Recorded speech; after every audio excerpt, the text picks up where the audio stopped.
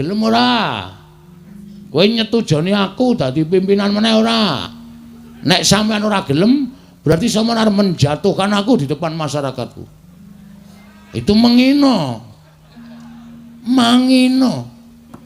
Tegese aku wis tok elek-elek. Nek bapak iso nggayo, berarti bapak kuwi pancen lahir batin nggone mbantu karo anakmu Bagong.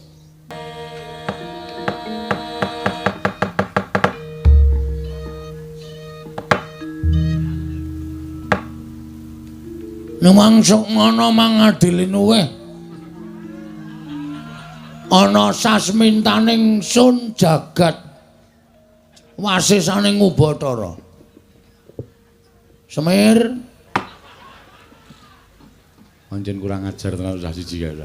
Bapakne raya-raya tekan kene kok le nyeluk Semir. Mbaya Bapak Semar. Bapak Semar. Wilujeng Pak rawuhipun.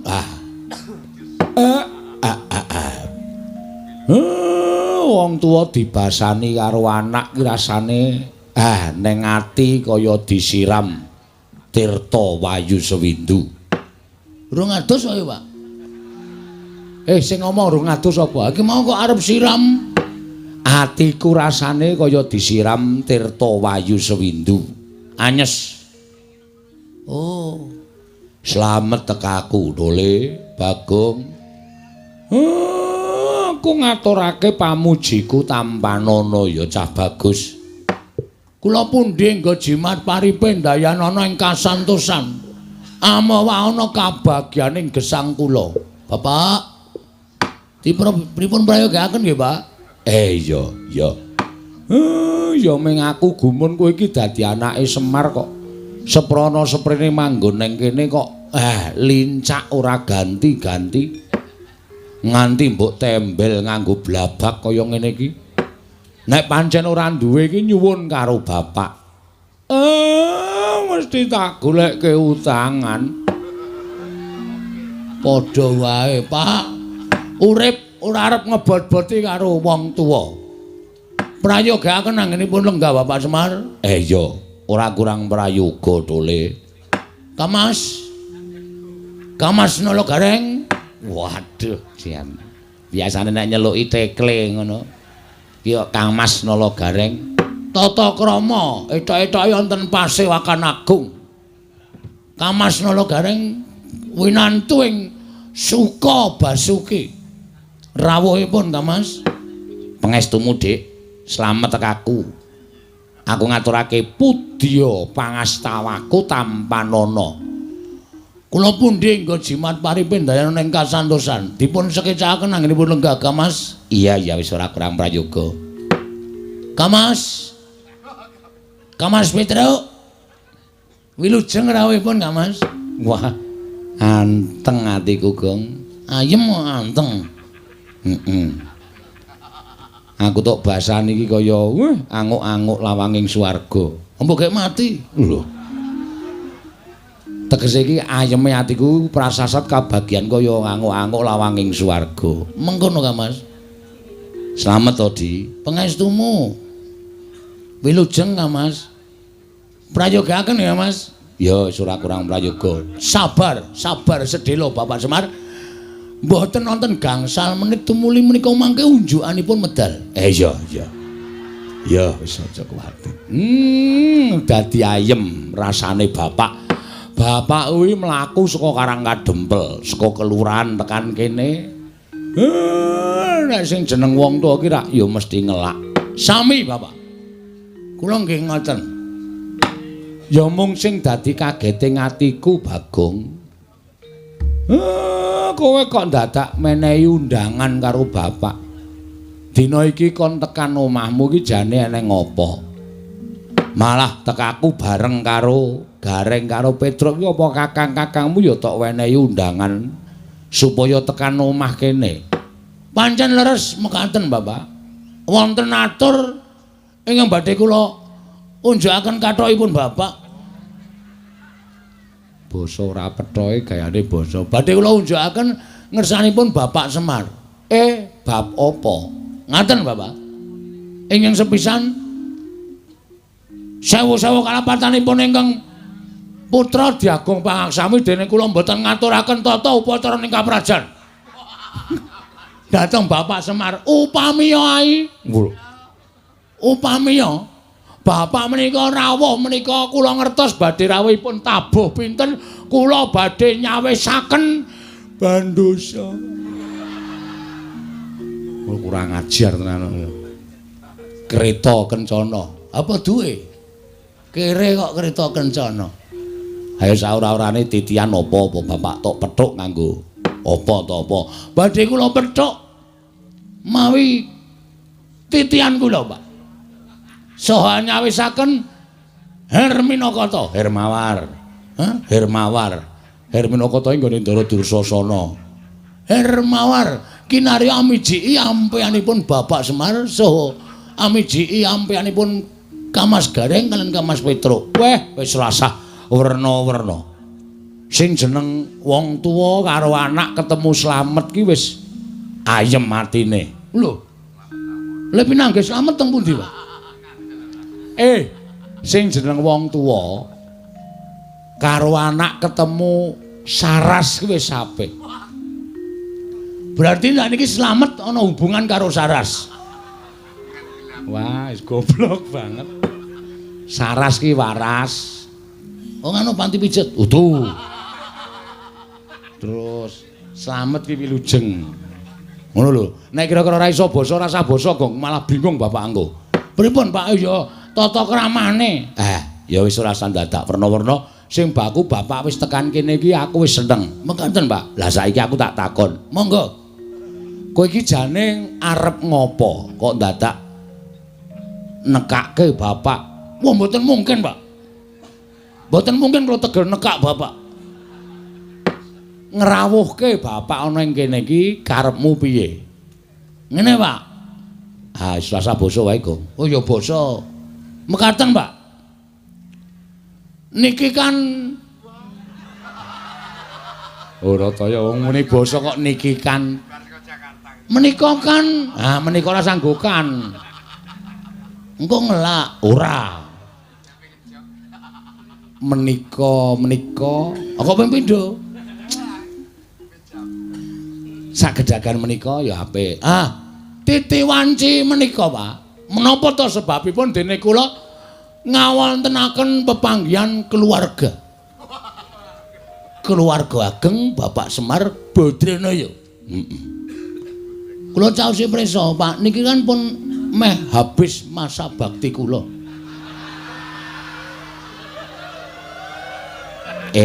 Ngono. Nggih, Pak. Ning kanyata, kira-kira sasi November niku pun entek, Pak. Pun telas masa bakti kula. Lek kula udu penemu uron dateng pembangunan padusunan Prengapus mriki. Lah terus niat kula niku ajeng neruske perjuangan kula, Pak.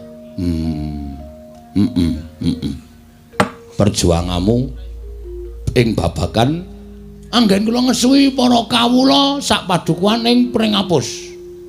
Menika badhe kula terasaken namung keramikipun dereng gadah, Pak.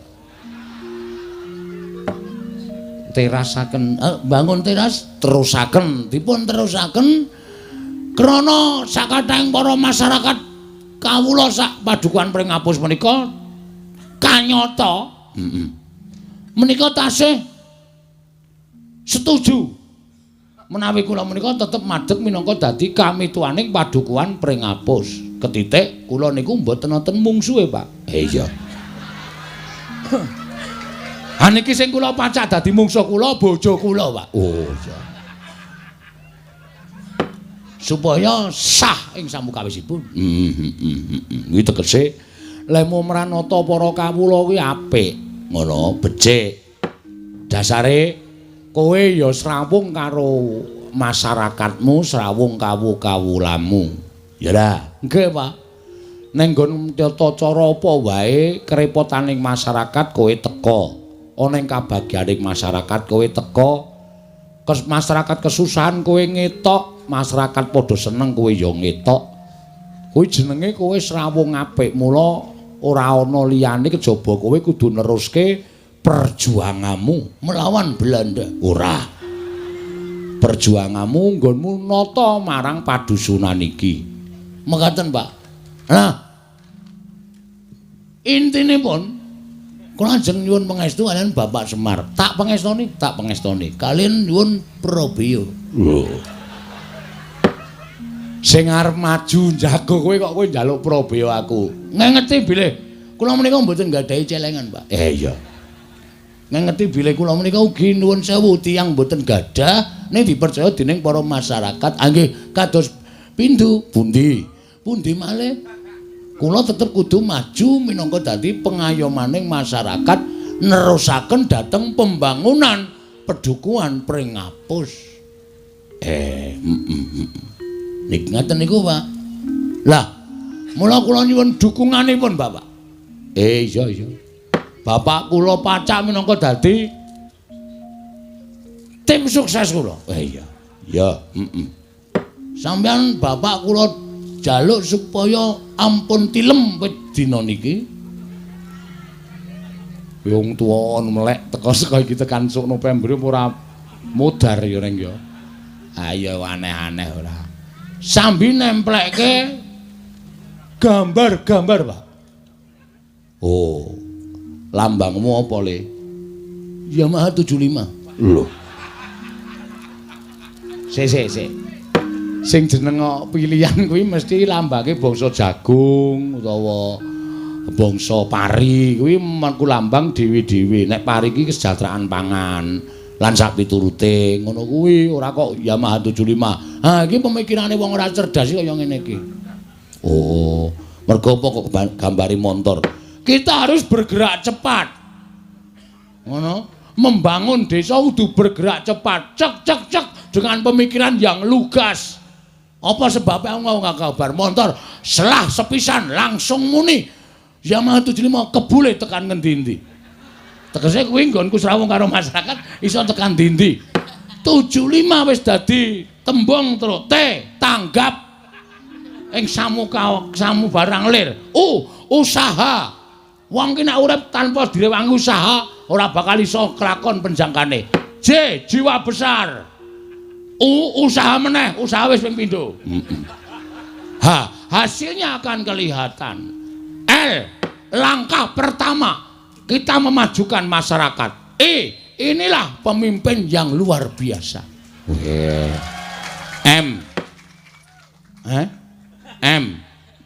Prei. Loh, prei piye maksude?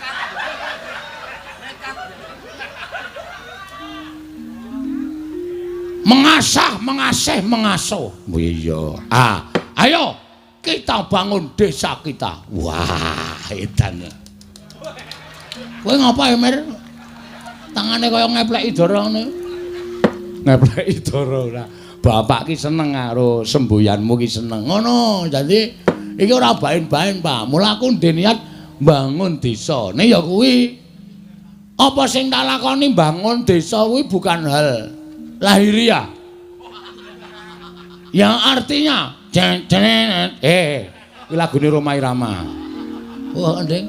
Sing tegese, kuwi ora sing tak bangun ki bangsa papan sing magrong-magrong.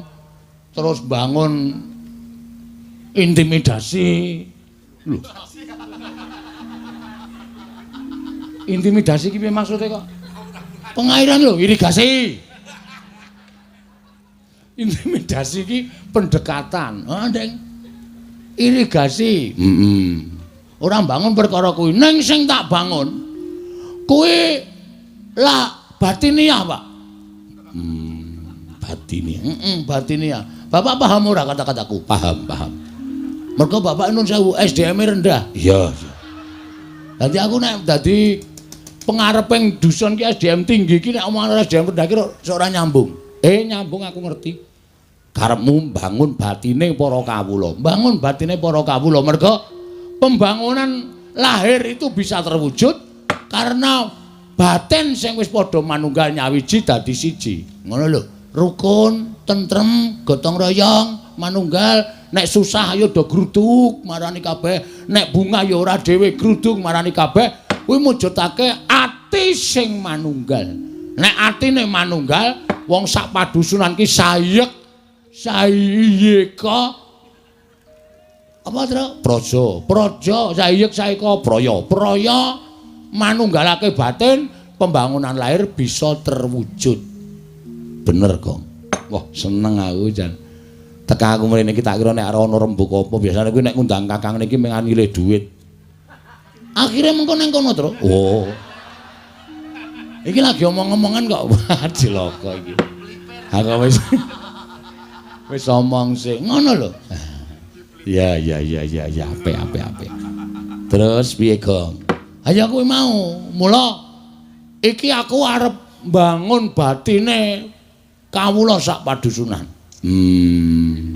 Carane kabeh kudu tak klumpukake. Setiap saat tak tekankan bahwa ya nek kita itu satu negara.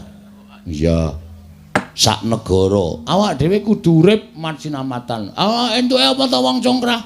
Ha ta, Pak?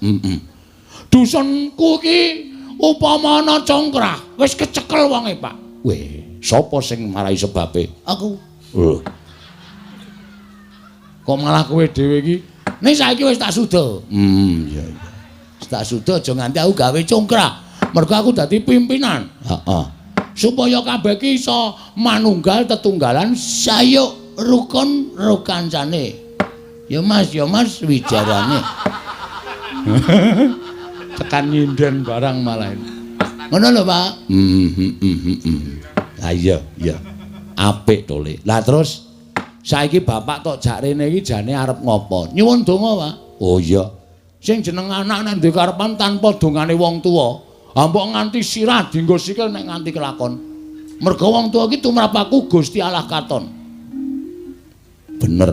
Bapak iki tangan tengene sing gawe urip. Nek bapak ora paring pangestu, arep aku menggebu-gebu tidak akan berlaku. Weh.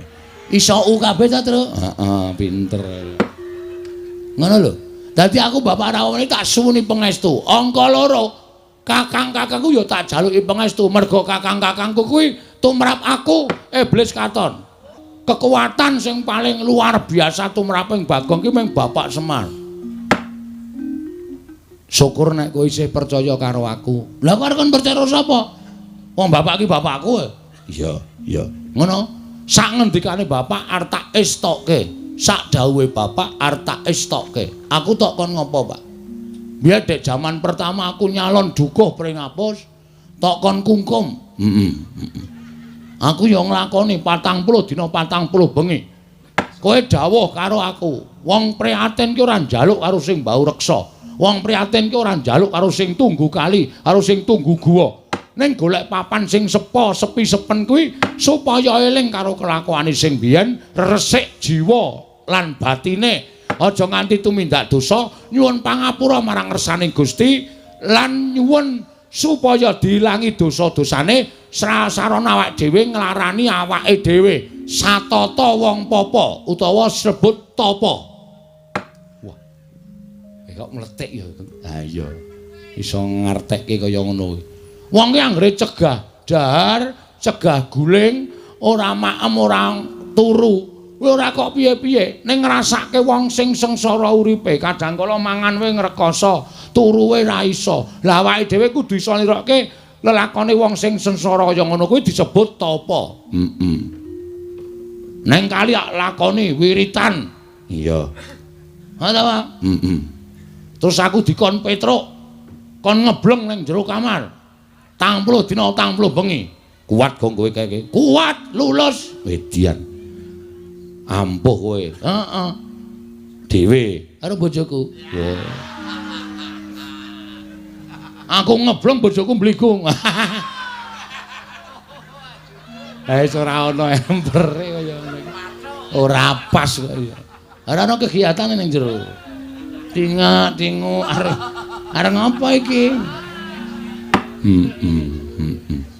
Iya, terus ya meng gareng sing kurang ajar. Lah piye to? Sing terakhir aku kon turu ning sarean. Sareane siji. Heeh. Oleh turu ning sarean kene iki sarean leluhur. Tak turoni 3 dina. Bareng tak genahi juru kuncine iki ming sarean genjik. Wow. Mula kok blas ora ngrimpeni. Arep tak apusi setan ora.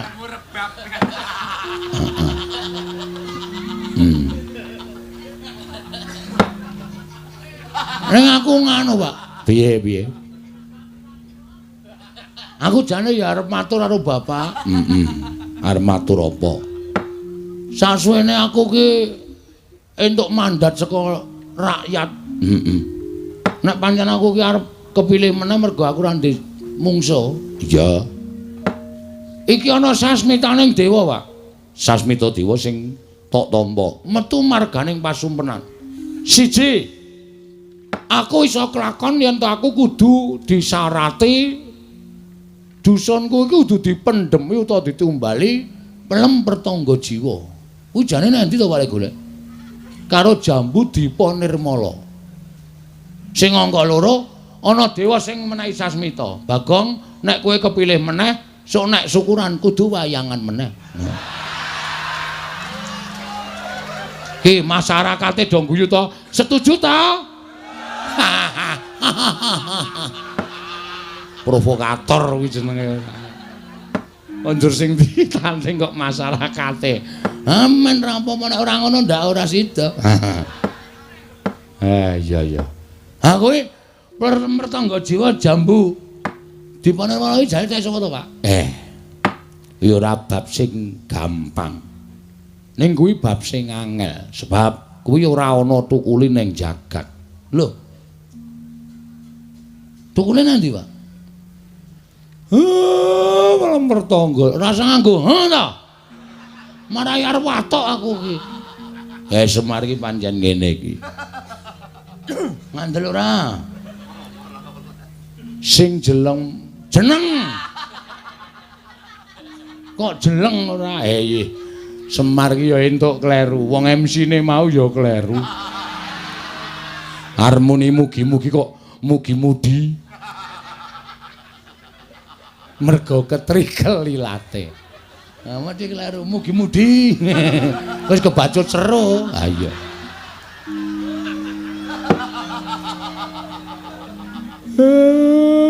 Kaya omongi ya, pelem pertangga jiwa.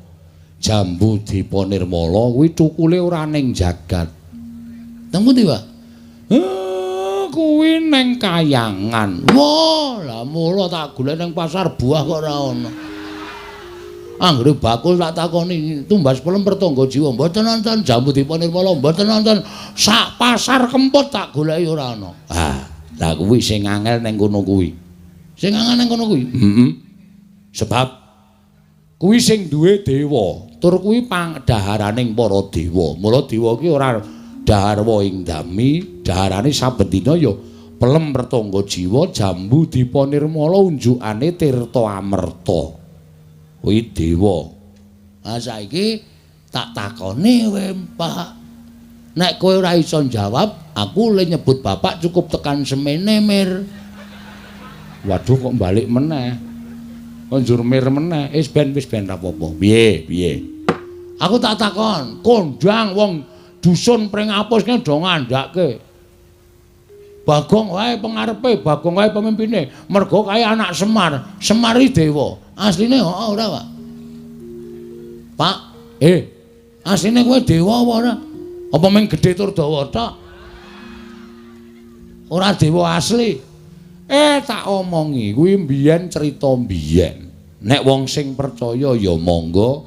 Nek ora aku ya ora apa-apa. Ha iki sing takon anakmu Anakmu kudu ngerti kenyataane. Nek nganti anakmu ditakoni masyarakat, Pak Bagong, napa sampeyan iku anak dewa? Apa aku muni ya mbuh ngono? Engko dikira aku ki wong ora tanggung jawab. Ora iso menehi wangsulan sing iso gawe marem para kawulaku. Nek hoo ya apa? Nek ora ya ora. Kuwi mbiyen. Mbiyen Terus saiki kowe isih dewa apa udu? piye nala gareng pun sampean mang jujur mawon, Pak. Mungkin ndak malah Bagong muring-muring pun. Sampean ngerti watake Bagong dingendikake mawon. Nek blegere pancen Semar ning sing lenggah eneng kene wedan. Oh berarti sok nguntal kursi ya, Pak. Kok eneng sing lenggah nang kene iki? Ah, kusike to cah bagus. Sing lenggah ning singasana Adi kuwi Sang Hyang Ismaya. Ismaya iki sapa? Ismaya kuwi kakangne Bathara Guru. Berarti bener. Kawula nek do omong Bagong ki aja sepelek karo wong kaya ngono kae cah pinter ming ora ketok mergo kae anak dewa, anake Sang Hyang Ismaya sing menjalma dadi titah swanta. Wah, seneng aku, Pak. Dadi ternyata asli to, Pak. Aku lagi ngerti mbuktekke nyatake matur dhewe karo Bapak ya bengi iki lho, Pak. Iya, pancen bener. Ning kuwi rak wis mangabad-abad kepungkur. Nek aku dunekke dewa, aku moh wong jejerku ki mung menungsa. Aku moh nek dunekke dewa. Ning sampeyan asline tetep dewa. Ya dewa ning dewa sing kon mudhun ana ing jagat dadi titah swanta. Kok iso? Nek kowe upama urip ning kayangan rak aku barang ki melu sugih to, Pak. Ora kere kaya ngene. Siji pesti loro jodoh telu tibaning wahyu kuwi sing ngatur sing kuwasa. Pestine Semar kudu urip ning donya. Nek jane aku ya ora karep ning gandeng wis dipesthekke ya wis kepiye meneh. Ha sebabe apa to, Pak? Weh, nek tak critake engko ndak dawa. Ora apa-apa. Santai wae to. Biyen aku kuwi kakangne Bathara Guru, bapak kuwi Sang Hyang Tunggal. Oh, ora ndek dulur, ora. Sang Hyang Tunggal ki nalika semana garwane nglairake wujude endhog. Waduh. Endhog. Banyak apa bebek? Wis wujud endhog ngono wae. Lah, endhog mau lahir dadi bocah telu. Kulite dadi Tejamaya, putihane dadi Ismaya, kuningane dadi Manikmaya. Wong telu kuwi sing paling ora rukun dhewe ming si Manikmaya. Sing ragil senengane meri karo kakang-kakangne Ismaya karo Tejamaya. Nganti sawijining dina aku kuwi lagi regejegan karo Kakang Tejamaya. Istilahe gelut. Masalahe rasa takon perkarane. Kalodhangan kuwi digunakake karo si Manikmaya nggo wadul karo bapakne Sang Hyang Tunggal, Rama. Kakang Ismaya, Kakang Tejamaya sami Pancabakah, sami peperangan. Amargi sami rebat kepingin dados dewaning para dewa. Ning jane ora, ning merga Manikmaya kuwi sing jane kepingin dadi dewa. Terus aku didakwa kaya ngono karo si Manikmaya. Rama pukulun duka. Weh, diane. Apa ya ceritane? Terus Rama pukulun duka didangu Tejamaya, Ismaya kok ngono pakartimu kok kepingin nyahak wenanging wong tuwa. Tejamaya nek kowe iso nguntal gunung pagering jagat sisih kulon tak dadekke dewa. Ismaya nek kowe iso nguntal pagering gunung jagat sisih wetan kowe tak dadekke dewa.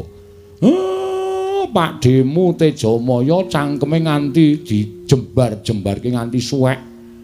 Mula cangkeme Togog kakangku kae kepleh-kepleh.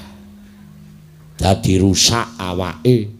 Aku nganggo igo gunung mau tak serot sawetara saperangan mlebu ning wetengku mula wetengku jembling kaya ngene iki. Isine gunung. Separuhe ora ana, gragas. Aku ngonceki critamu mau ana bab sing apik sing tak cekeli, Pak. Piye? Sing jeneng wong di gegayuhan kuwi nek ora ngukur karo kekuatane kuwi mesti ngrusak karo ragane, ngrusak karo batine dhewe. Ya kuwi bapak kuwi. Iya, mula aku keluputan terus didukke eneng jagat kene. Lah saiki ngene, Pak. Piye? Aku nek njaluk tulung piye, Pak? Njaluk tulung apa? Gandeng bapak ki wis tepung karo wong kayangan. Bapak ki wis apal karo panitia kayangan. Terus bapakmu gawe ning kayangan nyuwuna pelem pertangga jiwa jambu dipa nirmala. Lah. Iki piye iki? Gelem ora? Kowe nyetujoni aku dadi pimpinan meneh ora? Nek sampean ora gelem, berarti sampean arep menjatuhkan aku di depan masyarakatku. Itu menghina. Manghina. Tegese aku wis tok elek-elek. Nek bapak iso gayuh, berarti bapak kuwi pancen lahir batin nggone mbantu karo anakmu Bagong. Ngono wae. Lho gareng piye iki? Ah monggo kersane bapak pripun? Petruk piye? Kula ya ora ngerti. Pun rasa taren-taren. Gek cekat-cekat menyang iki ana uang transport 20.000. 20.000 tekan ngendi gong, tekan kayangan kok 20.000. Pripun, Pak? Nek upama aku rasa munggah ning kayangan piye? Lah terus? Adikku guru tak undange mrene. Weh lah iki ngetoke keterampilan kesektene bapak. Coba guru kon mrene ning aja sak murite lho nak ngebabaki. Gurune tok wae. Iya. Gurune tok. Engko ndak ngebabaki aku malah kewan le nyuguh aku. Iya. Tak matek aji ya Bagong matek aji pameling. Bathara guru men tekan ana ing kene. Kowe matura dhewe sak karepmu. Entuk karorane ya sak karepmu, aku ming sak derma nglantarake. Nggih, Pak, ngestoke dawuh.